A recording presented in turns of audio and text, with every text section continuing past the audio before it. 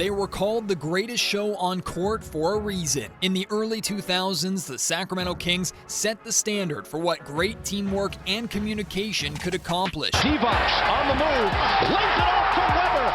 Capturing the hearts and minds of basketball fans around the world. And while they will be forever celebrated as one of the greatest and most entertaining teams in NBA history, 1 year still haunts the California capital to this day. That will do it. The Los Angeles Lakers winning here in Sacramento. Fans, front office executives, reporters, coaches, and players still wonder what could have been, tortured by the memories of just how close Sacramento was to their first and only championship.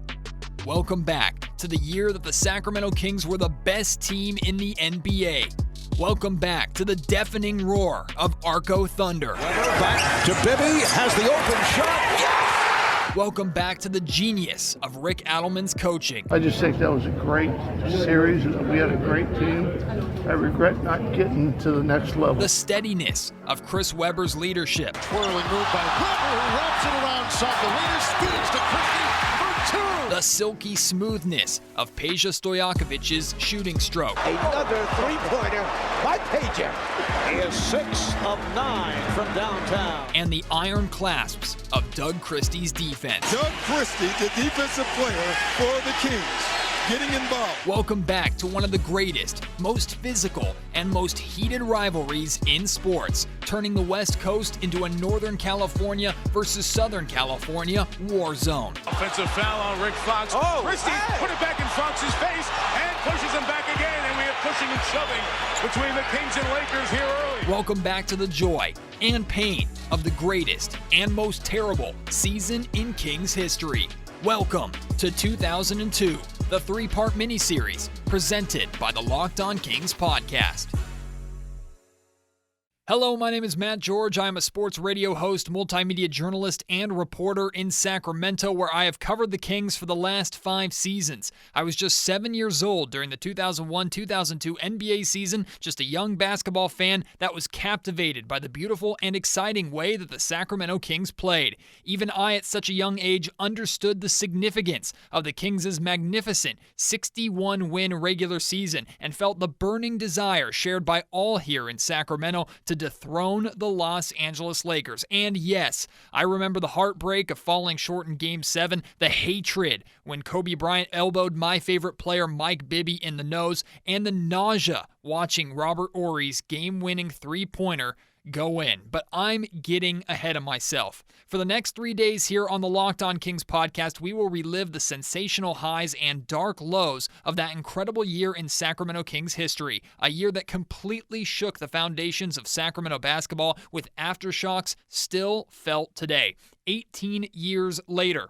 Today, part 1 will focus on the Kings' amazing regular season run. Tuesday, part 2 will look at the road to the Western Conference Finals, 2 tough playoff series against the Utah Jazz and Dallas Mavericks. And finally, on Wednesday, part 3, we will relive the 7-game war between the Sacramento Kings and Los Angeles Lakers. Today, we begin on Sunday, May 13th, 2001, Game 4 of the Western Conference semifinals, where the Sacramento Kings were swept in 4 games by the Los Angeles Lakers on their way to their second straight title. And the Kings with 55 wins. That's the most by a Kings team since back in 82-83. Kansas City Kings went 45-37. 55 wins ties the franchise high, which equals the 63-64 Cincinnati Royals. But a terribly disappointing finish here in the playoffs. They have to get by the first round and knock off Phoenix, and then they are swept here by the Lakers. Well, you know, I see the Maloof brothers here, the owners, sitting right here beside me to courtside, and you have to think they've worked so hard with Jeff Petrie to put this team together, and how could all change if Chris Webber does leave? This will not be the same team, and they'll have a lot of work ahead of them, so we'll have to see what happens in the offseason. That final call of the 2001 playoffs for the Sacramento Kings, courtesy of NBC. The The Kings had finished the 2000-2001 regular season with a 55-27 overall record, their best record in the organization's 16 seasons in Sacramento. Their 55 total wins was an 11-win improvement over the previous season, earning them the 3rd seed in the Western Conference. Sacramento defeated the Phoenix Suns 3-1 in their best-of-5 opening series, overcoming a Game 1 loss at home. 27-year-old Chris Webber averaged a 20-point, 10-rebound double-double in that series, and 23-year-old Peja Stojakovic scored 37 points in the Game 4 series finale. The Los Angeles Lakers had won just one more game than the Kings during the regular season, but had a couple of aces in Kobe Bryant and Shaquille O'Neal that Sacramento had no answers for. Shaq was dominant. 44 points and 21 rebounds in Game 1. 43 points, 20 rebounds in Game 2, 21 points, 18 rebounds in Game 3, and 25 points, 10 rebounds in Game 4. Oh yeah, and then there was Kobe Bryant, who averaged 35 points a game in the series on top of Shaq's magnificence. Chris Webber shared what it was like to be swept by the Lakers in an interview on ESPN. Oh, that was a terrible feeling. It made it better that no one else beat the Lakers except Philly in one game. Former Sacramento Kings guard Doug Christie shared how he continued to work after being swept that summer, keeping his body ready for a future NBA Finals run. For me, the summers were a little different because I never really turned it off. So after we were swept, and when I say swept, they beat us, but it wasn't like they, 20-point wins. And, I think they won like by 8 and 10 and 6 or something. They were, relatively close games. So we knew that we were gaining ground.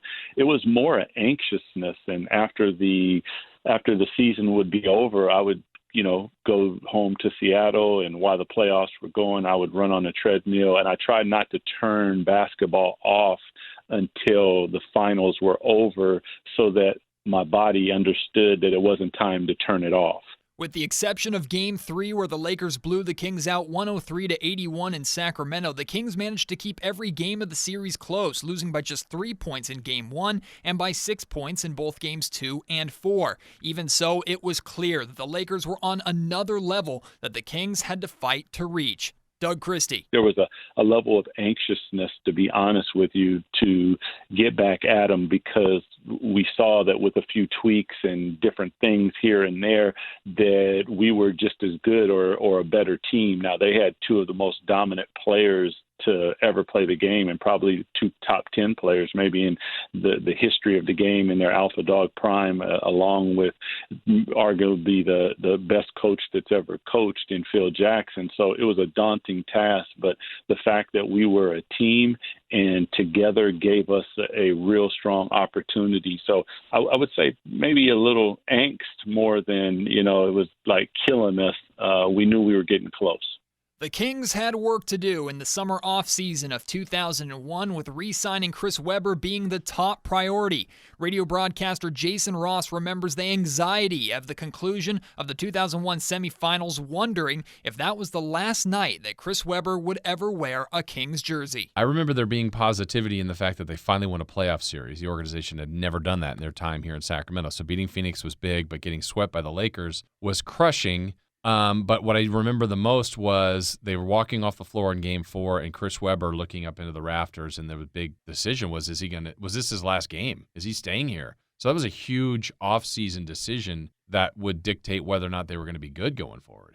Before Webber would make his decision, Kings general manager Jeff Petrie would shake things up, trading flashy young point guard Jason Williams to the Vancouver Grizzlies in a 4-player deal for 23-year-old Mike Bibby. Bibby averaged 16 points and 8 assists for Vancouver, an improvement over Williams' 9 points and 5 assists as the Kings starter. Williams, who was drafted by the Kings in 1998, had voiced displeasure with the team over his diminished playing time. He'd also served a 5-game suspension at the start of the season for violating the NBA's drug policy. When the Kings acquired Bibby, head coach Rick Adelman told the media, quote, "When you get a chance to get a player you really like, you get him." Finally, on July 22nd, after keeping completely quiet about his intentions, Chris Webber agreed to a 7-year, $122.7 million deal with the Sacramento Kings, making him the second highest paid player in the league behind Minnesota Timberwolves power forward Kevin Garnett.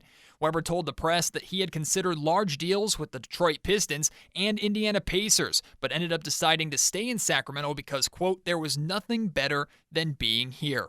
Weber went on to say, I had every option open to me. This is where I needed to be. That's why I'm back. I'm relieved I did the right thing. A few years ago, I might not always have done the right thing. Staying here was a sign to myself that I'm mature. Doug Christie talked about his reaction when Chris Webber re-signed and returned to the team. You know, it was really exciting to have C-Webb back. There was a lot of conversation about might he not sign. There was the big billboard on the 80 saying, you know, we'll mow your grass or whatever. And for him being the all-star and absolutely centerpiece of what we were doing as a team, I was really, really happy that they were able to get a deal done the day he signed. I think I texted him, gave him a call. I don't even know if we had text back then, but said, man, congratulations, and couldn't wait to get on the floor with him. Jason Ross. It was an offseason that they traded Jason Williams and got Mike Bibby. You signed Chris Webber, and Webber was being coveted by Indiana, by Detroit, by some teams in the East. So he was really highly valued, but for the Kings to land him, to keep him, to have him stay here, and to get a long contract, it just felt like, okay, the process is still going. They're still on the rise, and still some of their best basketball is to come. This episode of the Locked On Kings podcast is brought to you by Sweat Block, the antiperspirant wipes that work like a charm. Doctor created and doctor recommended, works for up to 7 days per use. It's the dry shirt guarantee. If Sweat Block doesn't keep you dry, you get your money back. It's been featured and tested on the Rachel Ray Show by firefighters. If these wipes can handle their hot climate, it can handle yours. Bestseller on Amazon for the past 10 years. You can check out their over 13,000 reviews. Manufactured in the USA and very easy to get. Like I mentioned, you can get them on Amazon.com. You can also get them at your local CVS pharmacy or get them today at sweatblock.com and use promo code LOCKEDON for 20% off. Get yourself the Sweat Block antiperspirant wipes and stay dry. The Locked On Kings podcast is brought to you by our friends over at betonline.ag. It's that time of the year again. All eyes are now turning to football as teams are back on the gridiron to start the football season. Preseason happening right now, and as always, BetOnline is your number one spot for all the pro and college football action this season. Get all the updated odds, props, and contests, including the online's biggest $500,000 NFL mega contest and the world's largest $200,000 NFL Survivor contest, open now at BetOnline. Head to the website or use your mobile device to sign up today to receive your 100% welcome bonus by using promo code LOCKEDON. And be sure to take advantage of their opening day super promo, meaning you make a bet on Thursday, September 9th, the season opener between the Super Bowl champion Buccaneers and the Dallas Cowboys. And if you lose, your wager will be refunded up to $25 for new customers only when signing up and using promo code NFL100. From football to basketball, boxing, right to your favorite Vegas casino games, don't wait and take advantage of all the great offers today for the 2021 season at BetOnline, your online sportsbook experts. With the Webber deal done and a new floor general in town, the Sacramento Kings began training camp with one goal in mind: win the number one seed, get home court advantage, and be the ones to dethrone the champion Lakers. Here's Sacramento Kings television announcer Grant Napier. I remember going into that summer, and that was the only goal. The only goal was to, become the number one seed, have home court, and beat the Lakers and get to the finals. I do remember going into the offseason, that was the talk among the players, and that was, hey, let's first get the number one seed. They felt that if they had home court advantage, that would be enough. Doug Christie. The mindset of an athlete is, do you think that you can do it? And we truly thought that we could. And that more than anything was the mindset of let's everyone go home, take care of yourself, work on your game, come back here with a real aggressiveness to get back at it, and let's give it another go. And that's truly what we did. When the 2001-2002 regular season began, the Kings were ready. They opened the season on a 4-game winning streak despite Chris Webber's absence due to an early ankle injury that sidelined him for the first 20 games. In his Kings debut, Mike Bibby scored 15 points, grabbed 8 rebounds, and dished out 6 assists in Sacramento's 101-95 win over the Seattle Supersonics. Sacramento's first crack at revenge over the Los Angeles Lakers came on November 18th in L.A. The Kings scored just 85 points in a loss tied for the second lowest point total in a game that entire season. Sacramento radio host at Sports 1140 KHTK and diehard Kings fan Carmichael Dave remembers the fear that the Kings would never be able to defeat the Lakers. There was definitely a worry that we weren't good enough. Listen, when you go back through NBA history, it's littered with champions that had to overcome a foe, and most of the time it was in their own division. You had the Detroit Pistons, those bad boy teams that had to overcome the Celtics. You then had Michael Jordan Chicago Bulls teams that had to overcome those same Pistons. And in both cases, it took more than one attempt. In some cases, it took multiple attempts. Then you had teams that were fantastic, but just could never get over the hump. Speaking of Jordan's Bulls, you know, Gary Payton and Sean Kemp don't have a ring. Karl Malone and John Stockton don't have a ring. Charles Barkley, Kevin Johnson, they don't have rings because they were the best teams in the NBA except for Jordan's Bulls. So, yeah, you see that sometimes those hurdles are overcome. And probably more often than not, they're not overcome. You had Shaq and Kobe, and it really didn't matter who else you had for the most part. And it just seemed that the Kings weren't ready, and you left yourself after that sweep wondering if they'd ever be ready.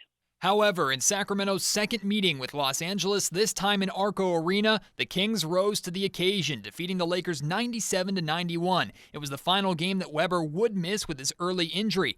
Peja Stojakovic scored 25 points, including shooting 4 of 5 from three-point range, as the Kings handed Los Angeles their second loss of the season. Through 20 games, the Kings were 15-5. Kings television analyst and former head coach Jerry Reynolds remembers that win and the great start to the season. You certainly knew that the Lakers saw the Kings as someone was a legit rival. The Kings saw it the same way, but there was I don't think there was yet the feeling that this Kings team could be maybe the best overall team in the league at that point. Carmichael Dave remembers being very cautiously optimistic despite the strong start. I put stock in the record. I didn't necessarily put stock in the games. Yes, it's good to beat the Lakers, but at that point, the Lakers had won championships, and Shaq especially was developing a reputation of kind of keeping it in third gear, keeping it in cruise until the playoffs. And I know this seems really foreign to Kings fans right now, especially younger ones, but, you know, you get a little hungry, you get a little spoiled at that point. So the regular season mattered. The early parts of the playoffs mattered at that point. But really, I think every fan had in the back of their head, enjoy it while you can, but this is all leading up to the rematch. Nothing matters until we face those Lakers in the playoffs. This is all fine and dandy, but it's mashed potatoes and green beans, but the steak, that's going to come in the playoffs versus Los Angeles.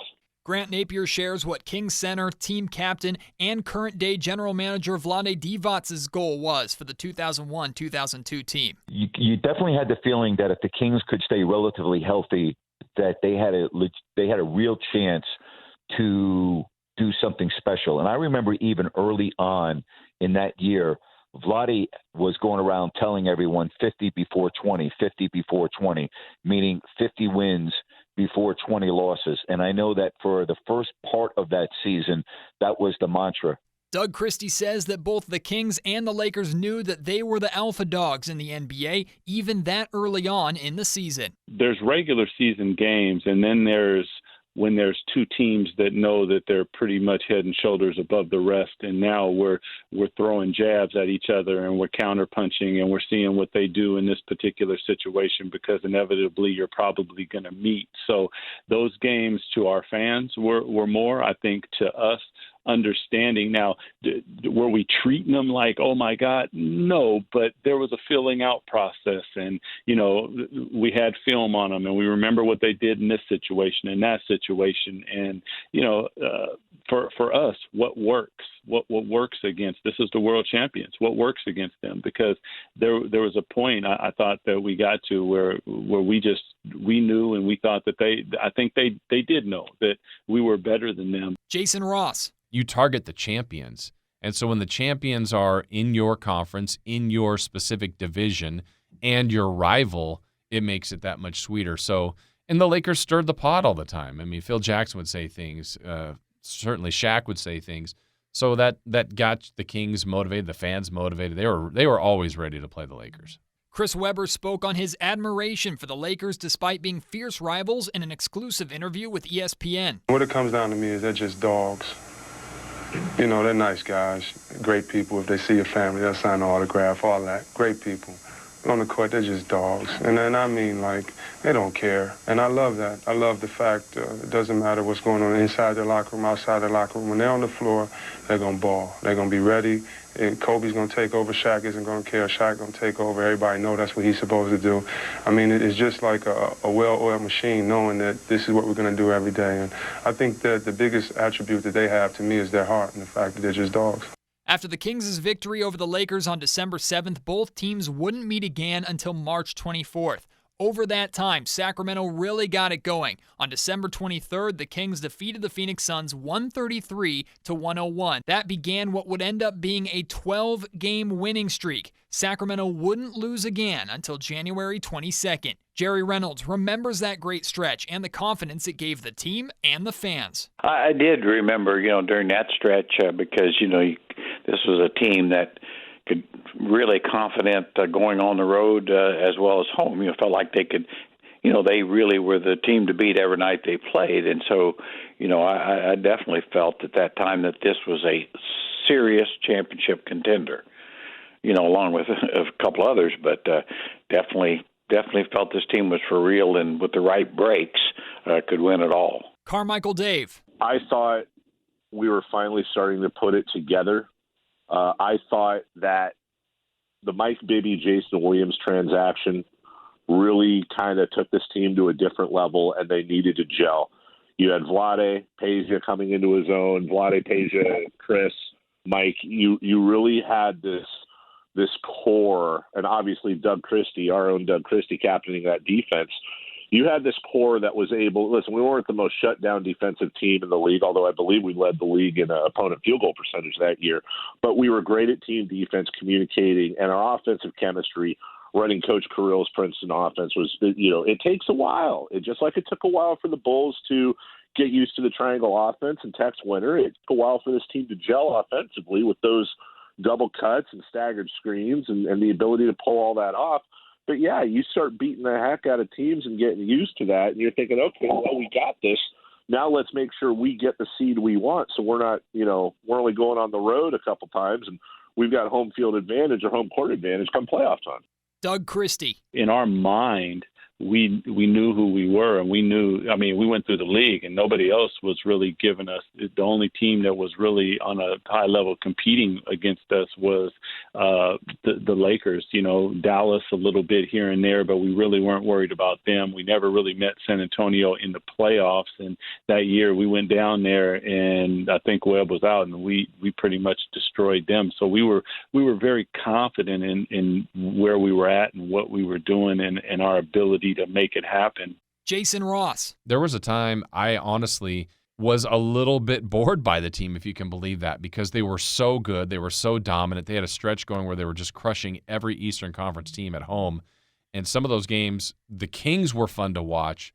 The games weren't close. So it was hard to – it's funny to say now, but the Kings were such a show that sometimes they were so dominant, the games weren't even as fun as they should have been. As the Kings continued to win, posting a 23-win, 9-loss overall record heading into 2002, more and more NBA fans around the world caught on to the high-quality basketball Sacramento was playing and their legitimacy as title contenders. Grant Napier. Well, the Kings were on national TV a lot, and so it wasn't only in Sacramento that people were catching on all over the country that, wow, look at how the Kings are playing, look at what they're doing, look how much fun they are to watch. You could get a sense of definite jubilation from the fans in Sacramento. I mean, they got a sense that, wow, could this be the year? Could this be the year? It was definitely starting to build during that win streak. I remember it actually pretty well because that was the first real inclination that, wow, this might be the best team in the NBA this year. Jason Ross speaks to just how likable the Kings players themselves were. They played so unselfishly. Every big could pass the ball. Everybody could shoot. Everybody had all the skills, and then you could have a piece out and insert maybe Gerald Wallace, who didn't play, but he would maybe come in and start, so Rick Adelman would leave the other roles the same, and your Gerald Wallace would come in and get 17 and 10, and you think, man, this guy could probably start on this team. Well, he could, but Peja did. Or if Doug Christie was out, Bobby would go. They had so many great moving pieces that were interchangeable that worked, and it was beautiful basketball to watch the way they shared it. And then they were so enjoyable and likable. You just loved them. And there's an image I remember from back then where there's videos that shown where all 5 guys led by Vlade basically come together and meet like at a foul line situation. And you just feel like you just want to hug the whole team. Like Sacramento just wants to give that group a hug because they were so likable, lovable, and they were great winners. And it was just such a great time. But you felt like you were really attached to the team. It wasn't just in Sacramento where fans fell in love with the Kings players. Jason shares a story of a chance meeting with a Kings fan in Mexico. We were at a Club Med, of all things, in Hualtuco, Mexico. And we're playing golf at this off-site at a golf course where they gave you caddies. The caddies didn't speak a word of English. So I'm trying to talk to this caddy about golf. There's a universal language in golf. And I think they was kind of asking what I did or what do you do? And I said, trying to do in broken Spanish, but explain that I'm a broadcaster, work with the Sacramento Kings. And then his facial expression changed. Sacramento Kings? Chris Webber? And the guy couldn't say any words of English, knew a little bit about golf. But as soon as I said Kings, he said Chris Webber. And I went, wow, little Sacramento. And Chris Webber is known here in Hualtuco, Mexico, where they're not speaking any English. So I don't know. NBA is shown everywhere. It's universal. But at that time, the Kings were on everybody's radar, literally everybody's. Today's episode of Locked On Kings is brought to you by Rock Auto. With the ever-increasing numbers of makes and models, it's now impossible for your local chain auto parts store to stock all the parts you need. Why endure often pointless or seemingly intimidating questioning and wait while the person behind the counter orders the parts on their computer, choosing only the brand that their warehouse happens to carry at their fixed price point? You have computers. You have access to rockauto.com at home and in your pocket. Save time and money by using Rock Auto. Why choose to spend 30, 50, or even 100% more for the same parts from a chain store or car dealership? Rock Auto is a family business serving do-it-yourselfers for over 20 years. Rock Auto's prices are reliably low for every customer. Doesn't matter your background. They have everything you can need: brake parts, tail lamps, motor oil, and even new carpet. Go explore their easy-to-use website today and find the solution to your auto part needs. Go to rockauto.com right now. See all the parts available for your car or truck. Write Locked On in their How Did You Hear About Us box so they know that we sent you. Amazing selection, reliably low prices, all the parts your car will ever need. rockauto.com. On March 24th in Sacramento, the Kings fell to the Lakers 97-96 in their third meeting of the season. The Kings were 50-19 after that game, the Lakers just behind them at 49-20. Unfortunately for LA, their victory over the Kings would reignite Sacramento's flame of defiance, setting them off on an 11-game win streak from March 26th to April 12th. The Kings for the entire 2001-2002 season were second in the NBA in points per game scored, averaging 104.6 a night. Defensively, they were in the bottom half of the league in points per game allowed, giving up 97, good for 19th. Doug Christie, known for his aggressive on-ball defense, spoke about the team's defensive communication and their ability to step up when needed. We knew that we communicated really well with myself as a defender, Bobby as a defender, probably Scott as a defender. Other than that, everybody was more of a team defense, meaning that we talked a lot. I didn't have to turn around and look. I'd hear Vlade and I'd hear Webb, and we could change on the fly during the game, pick and roll coverage, and the coach would allow us to do it. He would say, it doesn't matter how it gets done, it's that it gets done. We knew that when the time came, we would really pay attention to details on a high level, as opposed to some nights in the NBA you can just win because you run a team out of the building, and then we go in and watch the video and coach goes, man, you guys are really bad on the defensive end, but we won by 20. Jerry Reynolds says that there's a different stat that people should be paying attention to, which gives you a much better idea of just how good the Kings were. I think the thing that's missed in that, it was a margin of victory. So the team was right at the top of the league in margin of victory. And so I think that's always more important, because when you throw, basically defense numbers like they're giving up 97, well, a lot of teams were only scoring 99 and giving up 96. Well, that doesn't make them better defensively. They're winning by 3 points. I'm a believer in the John Wooden theory of margin of victory as a true power indicator. And so on that basis, when you're scoring a lot more, that means your opponents also have more possessions and more opportunities to score. So I think that's a total misnomer, really. I've always thought that most of the media got that exactly backwards, didn't really understand what they're watching. But if you're, it's like in today's game, if you're winning by 8 points, you're among the top 2 or 3 teams in the league. The Sacramento Kings led the league in margin of victory, scoring on average 7.6 points per game more than their opponents on a nightly basis. The team below them, the Los Angeles Lakers, with an average victory margin of 7.1. But what is it that made the Kings such a dominant overall team on a nightly basis? Jason Ross explains how the Kings' reserves and their willingness to sacrifice playing time by buying into Sacramento's team-first style was the key. That bench unit would push the starters so much, and there's so much value in that in practice. And to your point that, okay, I could push you all the time in practice, but if I'm outplaying you, why am I not starting? Why am I not playing more? And I could picture that creeping up, but whether it was the top down, Jeff Petrie, to Rick Adelman, to the coaching staff, to even Vlade's leadership to say, the goal here is to win.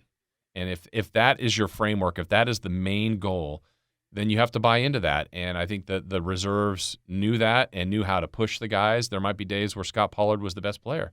There might be days where Scott Pollard maybe didn't play that much, but he handled that role, and Bobby Jackson and so on and so forth. So it's a true testament of the word team, and that's what they were. On the final game of the regular season, the Kings and Lakers met one last time. However, Sacramento had already clinched the number 1 seed in the Western Conference, so they elected to rest Chris Webber and Hedo Turkoglu. The Lakers, at full strength, beat the Kings 109-95, giving them a 58-24 overall record, good for 3rd in the West, behind the Kings and San Antonio Spurs. Sacramento finished the year with an astounding 61 wins and 21 losses, their best season in franchise history. Of course, the Kings finished at the top of the Pacific Division, which at the time featured 7 teams: the Kings, the Lakers, LA Clippers, Portland Trail Blazers, Seattle Supersonics, Phoenix Suns, and Golden State Warriors. That season, 4 of the 7 Pacific teams made the playoffs. The Kings had done it. They were the best team in the NBA, and they had secured home court advantage throughout the playoffs. Jerry Reynolds. And I think that was one thing that really most of us felt, that to beat the Lakers, and you knew that's how it would have to play out. To beat the Lakers, you would need home court, or at least that was the thinking at that time, that would give you a legitimate chance to beat, when they were the defending champs, as I recall. So there's reason to, contrary to, a lot of I think optimist or pessimist, however you want to look at it, that just assumed that, the Kings had the best record, so they would naturally beat the Lakers. But I don't think nationally people felt that way at all. So that's why I think the home court at that time really meant so much, because even if you felt you were better, you knew with Kobe and Shaq, it's a star league, and there's no doubt about that. Carmichael Dave. Now you have 61 wins. Now you have home court advantage. And as much as I love Golden One Center, and to be honest, this is kind of an incomplete statement because we haven't had that experience yet, but I can't even imagine making the playoffs there's going to be any more of a home court advantage than there was at the old Arco. It was, you had the feet stomping on the wood, you had the cowbells, and you didn't have the accoutrements, the clubs and all the different places for fans to congregate that weren't on the court. Everybody went there, got to their seat, got their food, and cheered from first quarter to the final buzzer. It was a madhouse. It was compared to college gyms and then some, like the Cameron Crazies and Duke. So that home court advantage was the best in the league at the time.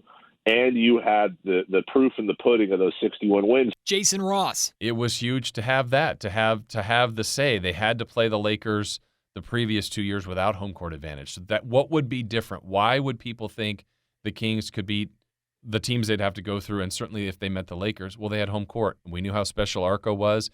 That was the thought. Pleased as they were with the great season, Doug Christie and the Kings players knew that home court advantage didn't guarantee anything in the playoffs. To be honest with you, as we learn, home court it means a lot, but we could go and get it done on the road as well. So it wasn't necessarily huge. 61 was a number, but some of our guys missed a lot of games. We probably could have put up an even greater number. So the confidence was high. Home court advantage was there, and we know we had the best fans, obviously, in the world. Despite the incredible year, nobody on the Sacramento Kings won any major awards. San Antonio Spurs forward Tim Duncan won MVP. Chris Webber finished 7th in the voting. Mike Bibby and Peja Stojakovic also received votes. Bobby Jackson, who averaged 11 points a game off of the bench, finished 2nd in the 6th Man of the Year votes, behind Detroit's Corliss Williamson. Chris Webber made the All-NBA second team after playing in just 54 games, and Doug Christie made the All-NBA second team on defense. Chris Webber led the Kings with 24.5 points and 10 rebounds a game. Peja Stojakovic was just behind him with 21 points, shooting 41% from three-point range. Mike Bibby, in his first season in Sacramento, averaged 13.7 points and 5 assists a game. With the number 1 seed secured, the Sacramento Kings knew that the only place they would get their shot at the Los Angeles Lakers in the playoffs would be the Western Conference Finals. In order to get there, they would have to go through 2 tough opponents, the Utah Jazz and the Dallas Mavericks. Carmichael Dave. You couldn't have had the season go much better, but there was not a Kings fan alive watching that didn't think in the back of their head, okay, that's neat and dandy, but you haven't gotten over the hurdle. You haven't crossed that bridge. You've still got to face the ultimate test, and that's Shaq and Kobe and all their rings. On tomorrow's Locked On Kings podcast, we dive into the opening round and semifinals of the 2002 NBA playoffs. Hear about the fierce battles that the Kings found themselves in and how they struggled to take advantage of their home court on the road to the Western Conference Finals. Doug Christie on the Kings versus Lakers playoff rematch. We saw the brackets, and when the brackets came out, it's like, look, that's probably who we're going to meet up against, and we're going to meet us against them in the Western Conference Finals. Tune in Tuesday evening for Part 2 of 2002, the 3-part miniseries remembering the Sacramento Kings' great and terrible year. Until then, my name is Matt George. This has been the Locked On Kings podcast, part of the Locked On Podcast Network.